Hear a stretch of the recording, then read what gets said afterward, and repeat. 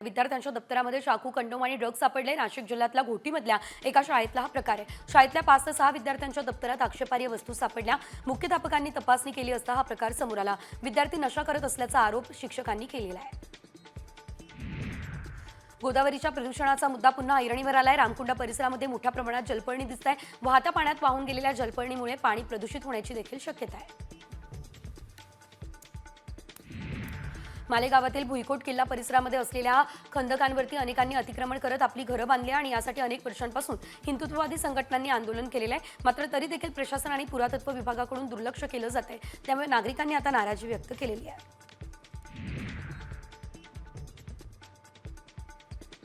मालेगावमध्ये बनावट दाखल्यांची फॅक्टरीज असल्याचं दिसतंय। बहुचर्चित जन्म प्रमाणपत्र घोटाळा प्रकरणामध्ये नवीन वळण येतंय। बांगलादेशींनी मालेगावमधून बोगस जन्म प्रमाणपत्र घेतल्याचे पुरावे मिळत आहेत।